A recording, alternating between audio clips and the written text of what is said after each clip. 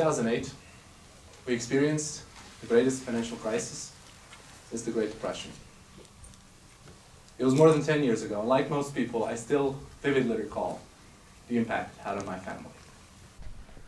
It wasn't until 2010 when the financial tidal wave hit Croatia, a country where I'm from, and very shortly thereafter, a family company that at the time employed my mom, dad, grandma, and grandpa vanished.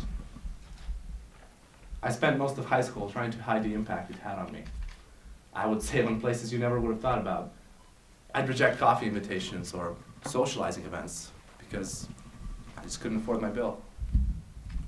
I didn't go clothes shopping for about 4 years at the time. I used to wear the same things for weeks on end. Thank goodness I didn't grow a lot in high school. I would never eat during school breaks unless someone would give me their leftovers. And don't get me wrong, at home we were never at the point of being hungry. But I always knew I had to save wherever I could because getting a job was just impossible at that time.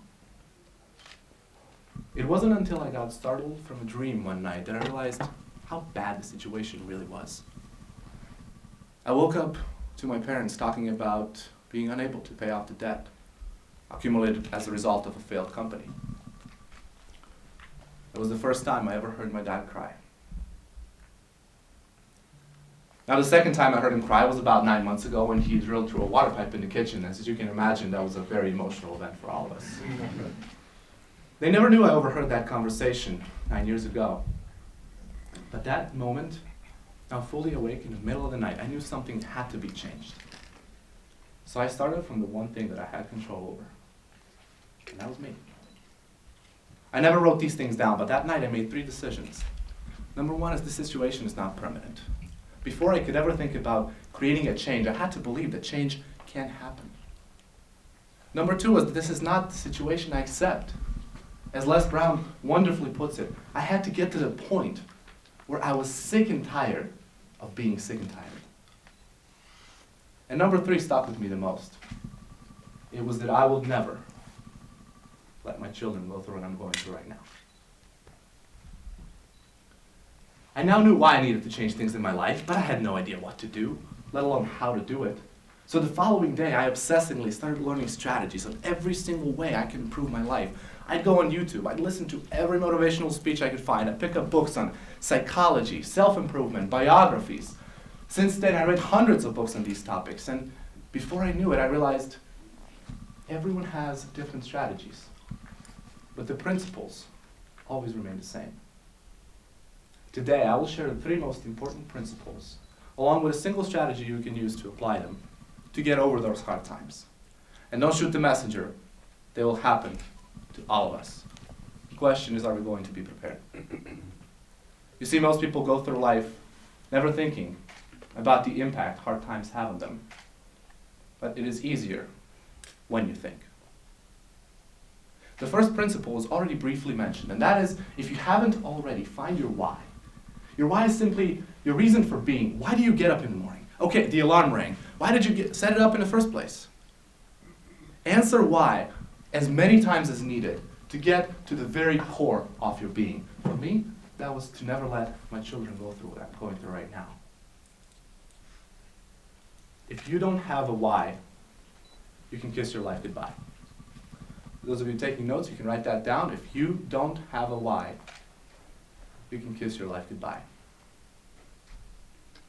Having a clear why will enable you to define those rules that will pave the road to your goals. Now, developing those goals will take some people more time than others. And I don't know what this is for you, but you do. The second principle is called priming for gratitude. And it deals with hard times before they even happen. Now, I'm curious, how many of you would have 3 minutes every morning if it guaranteed you'd have a better day afterwards? Let me just see a raise of hands, please. That's all it takes for this simple strategy I'm about to share. Step number 1, before you check your phone in the morning, think about one thing you could be grateful for, if you chose to be grateful for it. Now, you don't have to be grateful for it, but if you did, what would you think about? It doesn't have to do anything big. I'm sometimes grateful for the sun in the sky. Other times, I'm grateful for that one stranger who smiled at me, and that sort of made my day. Focus on that intensely, just for 1 minute. If you want to do more than 1 minute, great. If you want to do more than one thing, great.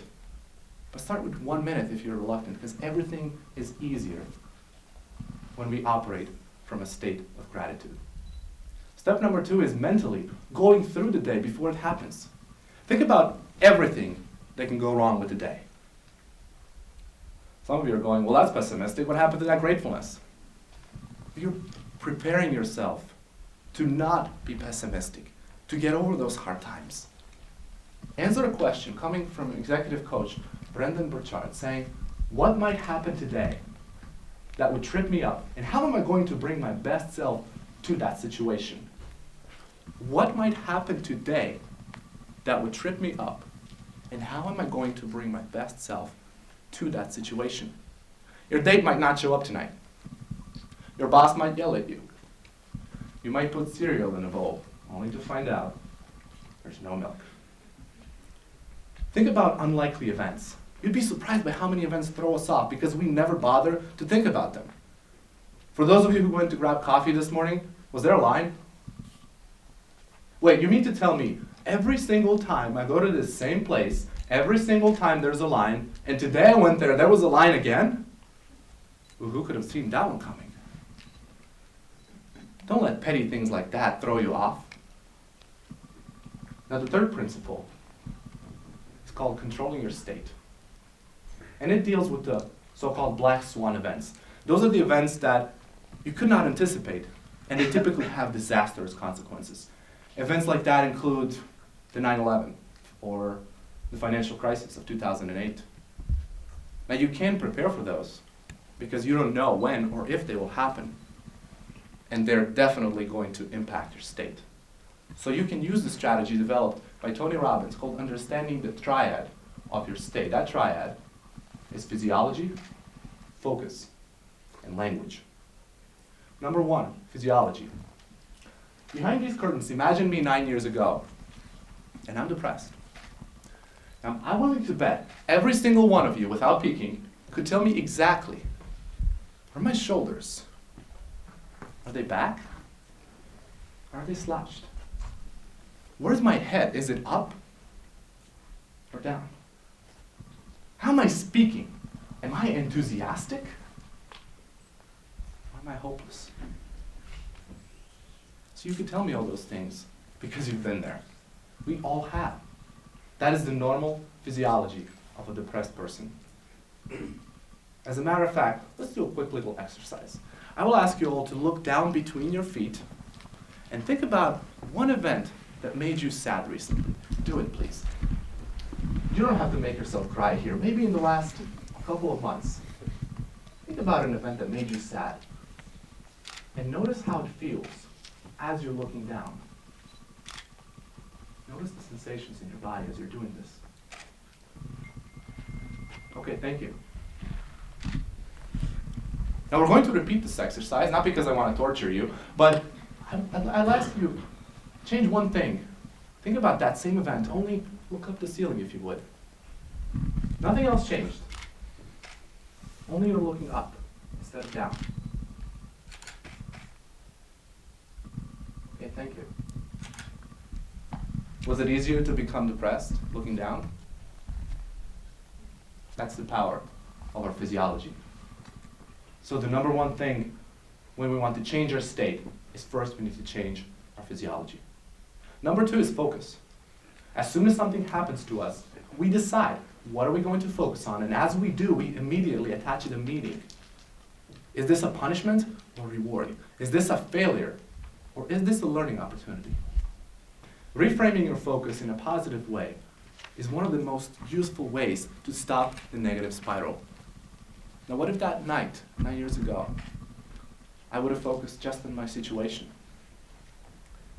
What if I assigned a meaning that this means someone is punishing me? Well, if someone is punishing me, I must be doing things wrong. But if I'm doing things wrong, it must mean I'm an idiot. See how easy it is for the negative spiral to get out of control? When in fact, looking back at that night, that was one of the best nights of my life.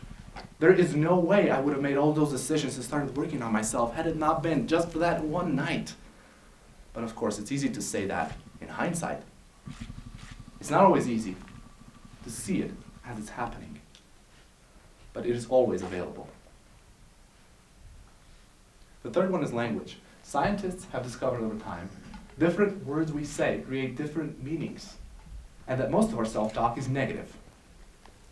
Now, when an event happens to you, and you consider it a negative event, if you say to yourself, I am completely devastated, that has a different meaning than if you say, well, this event made me a bit sad. Notice, I'm describing the same event. I'm using different words, but you choose those words. What if someone talked to your loved ones the way you talk to yourself?